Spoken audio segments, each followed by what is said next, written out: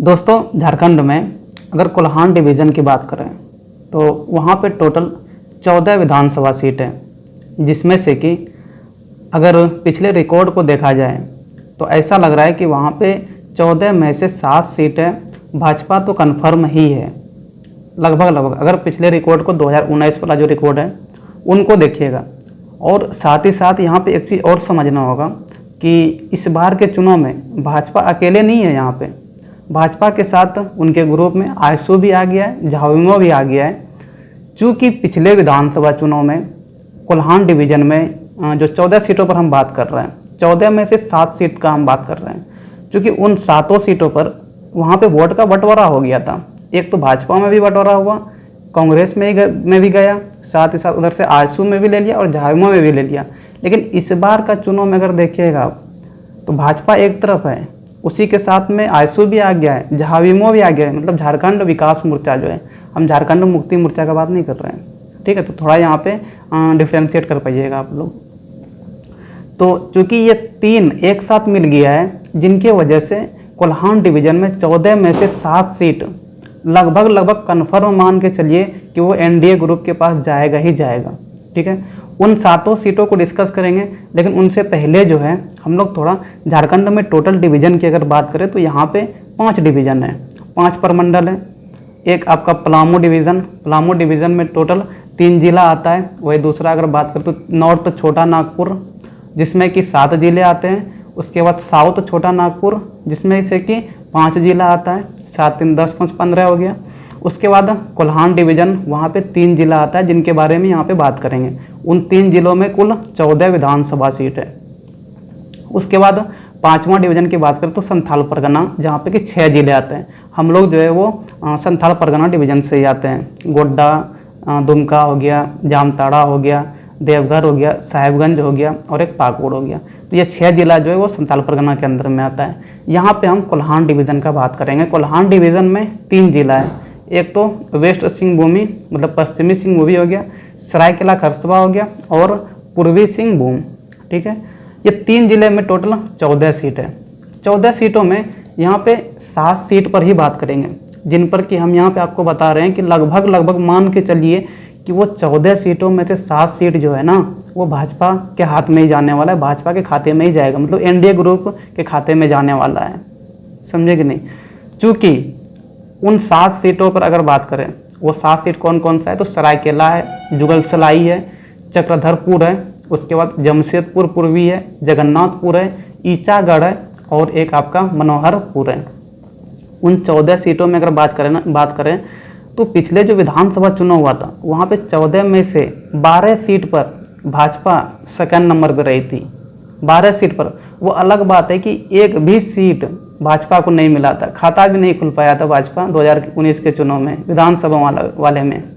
लेकिन इस बार जो है लगभग 7 मान के चलिए। क्योंकि पिछले बार जो वोट का बंटवारा हो गया था, इस बार वो वोट का बंटवारा नहीं होने वाला है। क्योंकि अब तो यहाँ पे ग्रुप बन गया है, 2 ही ग्रुप है। एक तरफ आइएगा तो आपको इंडी गठबंधन मिलेगा, दूसरी तरफ जाइएगा तो एनडीए ग्रुप मिलेगा। तो चूंकि यहाँ पे सीट कौन कौन कितना वोट लाया था उनको देखकर अगर यहाँ पे चलेंगे तो आपको भी अंदाज़ा मिल जाएगा कि कहीं ना कहीं कोल्हान डिवीज़न में से 14 में से 7 सीट तो कन्फर्म है। मतलब कि इस बार आप एक उम्मीद लगा सकते हैं कि भले ही सरकार हो सकता है जेएमएम बना ली, लेकिन उनको जो है तगड़ा यहाँ पे अपोजिशन मिलने वाला है, इसमें कोई दो राय नहीं है। हम तो यहाँ पे 14 में से 7 देख ही रहे हैं और अभी सारे प्रमंडल का देखेंगे तो इस प्रकार से एनालिसिस वगैरह जैसे जैसे करते जाएंगे आपको बताएंगे। चलिए यहाँ पे उन 7 सीटों पर बात करते हैं। सबसे पहले सरायकेला से अगर बात करें तो जो चंपई सोरेन है, जो कि भाजपा में भी शामिल हो गया है, वही है वहाँ से। पिछले बार के चुनाव में अगर बात करें तो वो 1,11,554 वोट लाया था और उनके जो अपोजिशन में जो कि भाजपा के उम्मीदवार था वो हार गया था 15,667 वोट से। अब तो खुद चंपई सोरेन तो भाजपा में ही शामिल हो गया, तो सरायकेला मान के चलिए कि उसी का हो गया, समझे कि नहीं। अब अगर वहाँ की जनता अगर पार्टी को देखकर वोट दिया है तब तो फिर कुछ कह नहीं सकते हैं, लेकिन अगर उम्मीदवार को वोट दिया है तो मान के चलिए कि सरायकेला जो है वो भाजपा के खाते में चले गया, क्योंकि इस बार भी सरायकेला से चंपई सोरेन ही है, समझे कि नहीं। तो एक सीट तो ये हो गया। दूसरा सीट अगर बात करें जुगल सलाई में जो आयसू उम्मीदवार था और वहाँ पे जो झामुमो का उम्मीदवार था और एक तरफ जो भाजपा का उम्मीदवार था, इन तीनों के बीच त्रिकोणीय हो गया था। समझे कि नहीं? इन तीनों उम्मीदवारों के बीच में ज़्यादा वोट का अंतर नहीं था। अगर वोट का यहाँ पे बात करें तो जो आपका झामुमो के उम्मीदवार था वो 88,000 वोट लाया था और दूसरी तरफ जो भाजपा के जो उम्मीदवार थे वो 21,000 वोट से हारा था, यानी कि वो 66,000 वोट लाया था जो भाजपा के उम्मीदवार थे। और तीसरी तरफ जो आयसू के उम्मीदवार है वो भी 46,000 वोट लेकर आया था। झामुमो का जो उम्मीदवार था वो लेकर आया था 88,000 वोट, जिनका नाम है मंगल कालिंदी। अरे नाम बड़ा अजीब अजीब सब है यार। ठीक है, हम यहाँ पे बस पार्टी वाइज बात कर रहे हैं। तो झामुमो का जो उम्मीदवार है वो 88,000 वोट लेकर आया। ठीक है, दूसरी तरफ भाजपा को देखिए तो वो 66,000 लेके आया है और आयसू भी यहाँ पे 46,000 लेके आ गया है। अब तो यहाँ पे आयसू और भाजपा तो एक ही, उन दोनों तो एक ही ग्रुप में आ चुका है। अब यहाँ पे भाजपा का वोट और साथ ही साथ जो आयसू का वोट है, उन दोनों का वोट को अगर जोड़ देंगे तो 46 प्लस 66 कितना हो गया? तो 66 और उधर 70, उसके बाद 30, लगभग 1,10,000 वोट इन दोनों का मिला के। और जो आपका झामुमो का उम्मीदवार है वो मात्र 88,000 वोट लेकर आया था। तो यहाँ पे भी मान के चलिए कि जुगल सलाई सीट जो है वो आपका इस बार एनडीए ग्रुप में जाने ही वाला है। समझे कि नहीं? तीसरा सीट अगर बात करें तो तीसरा आता है चक्रधरपुर का। चक्रधरपुर में भी कुछ इसी तरह का समीकरण है।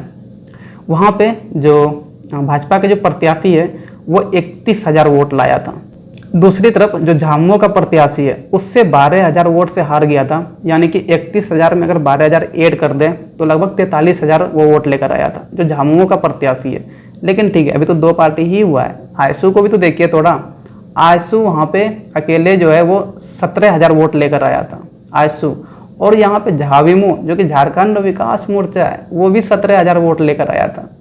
समझे कि नहीं? अब देखिए यहाँ पे चक्रधरपुर में भाजपा का खुद का वोट कितना था पिछली बार? 31,000 था खुद का।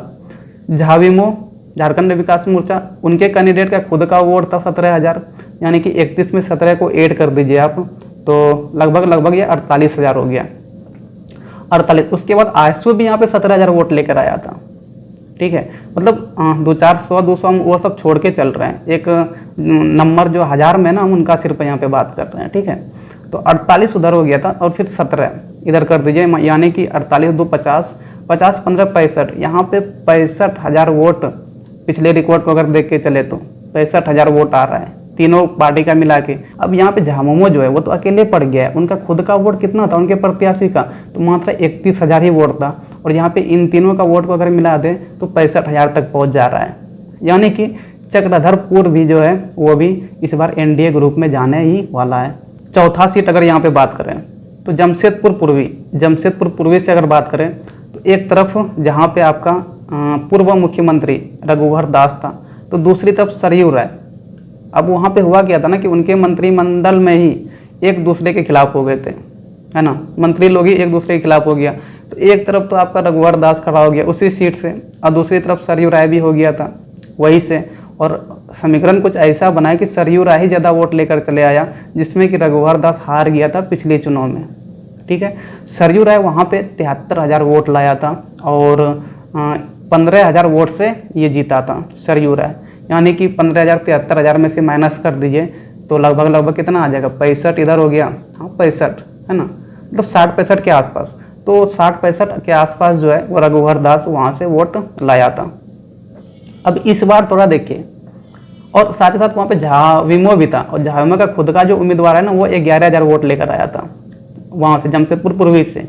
अब इस बार देखिए जो सरयू राय जो भाजपा के सहयोगी पार्टी है आपका जदयू में ही शामिल है ना? जदयू के ही उम्मीदवार है सरयू राय। तो सरयू राय पिछली बार वहाँ चुनाव जीता ही था और इस बार जदयू तो उसी ग्रुप में आ गया, एनडीए ग्रुप में आ गया। साथ ही साथ भाजपा का भी पिछले बार उम्मीदवार था यहाँ पे, अब तो भाजपा का भी उम्मीदवार नहीं है क्योंकि उनके जो सहयोगी पार्टी है उनका ही उम्मीदवार रहेगा। अलायंस हो चुके हैं वो लोग। तो ये सीट भी मान के चलिए जमशेदपुर पूर्वी जो है वो भी इस बार एनडीए ग्रुप में ही जाने ही वाला है। पांचवा सीट का अगर बात करें जगन्नाथपुर से जो कांग्रेस के प्रत्याशी थे सिक्कू पिछली बार चुनाव में 2019 में 32,000 वोट लेकर आए थे और वो जीत गए थे हालांकि वहाँ से। लेकिन दूसरे तरफ आपको और भी चीज़ देखने होंगे, है ना। जो आपका भाजपा का उम्मीदवार था वो वहाँ से 16,000 वोट लेकर आए थे। साथ ही साथ जो आजसू के उम्मीदवार थे वो 14,000 लेकर आए थे। और यहाँ पे जो उनके एक और सहयोगी पार्टी है झाविमो, उनका भी सीट था पिछले बार। और झाविमो के जो उम्मीदवार थे बोबांगा, ऐसे मंगल सिंह बोबांगा, नामो अजीब है यार, वो उनका खुद का वोट वहाँ पे 20,000 वोट था। यानी कि 20,000 तो झाविमो का था। उसके बाद भाजपा का देख रहे हैं कि 16,000 वोट था, आजसू का 14,000 वोट था। इन तीनों को जोड़ दीजिए तो 20, 16, 36, 36 प्लस 14 कितना हो गया, लगभग 50 हो गया। यानी कि 50,000 वोट एनडीए ग्रुप में इस बार चला जाएगा अगर पिछले रिकॉर्ड को देखें तो। और जो कि कांग्रेस के जो उम्मीदवार था जो कि वो जीत गया था वो मात्र 32,000 वोट ही लेकर आया हुआ था पिछले बार। तो ये सीट भी मान के चलिए कि जगन्नाथपुर वो भी एनडीए ग्रुप में ही जाने वाला है। उसके बाद छठा सीट है ईचागढ़। ईचागढ़ में अगर बात करें तो झामुमो के जो उम्मीदवार थे तो सविता महतो, तो वो लेकर आई थी 29.41% वोट। अगर संख्या में बात करें तो 57,000 वोट था, ठीक है, झामुमो का उम्मीदवार थी ये। लेकिन चूंकि वहाँ पे पिछले बार 2019 चुनाव में हम लोग बार बार बोल रहे हैं कि वोट का बंटवारा हो गया था, आजसू के बीच में, झामुमो के बीच में, झाविमो के बीच में, भाजपा के बीच में। अब यहाँ पे देखिए झामुमो के जो उम्मीदवार है वो कितना लेकर आई है, 57,000 लेकर आई थी ईचागढ़ से। लेकिन आजसू के जो उम्मीदवार था वो खुद का उनका 38,000 वोट था। और दूसरी तरफ जो भाजपा का उम्मीदवार था उनका भी वोट 38,000 था। अब 38 को जोड़ दीजिए तो कितना हो जाएगा, 76,000 हो जाएगा। और दूसरी तरफ जो झामुमो के जो उम्मीदवार थी कौन महतो, सविता महतो, तो वो सिर्फ लेकर आई थी 57,000 वोट।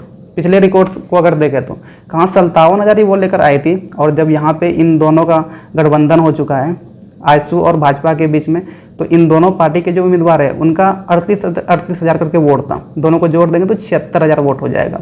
यानी ईचागढ़ भी देखें पिछले रिकॉर्ड के अनुसार जो है ना वो भी एनडीए ग्रुप में ही जाने वाला है। सातवां सीट जो है मनोहरपुर का भी थोड़ा रिकॉर्ड आपको बता देते हैं। जो यहाँ से झामुमो के उम्मीदवार थे जोभा मांझी, ठीक है, जोभा जो है यहाँ पे 50,000 वोट लेकर आई थी और वो 16,000 वोट से जीती थी, ठीक है।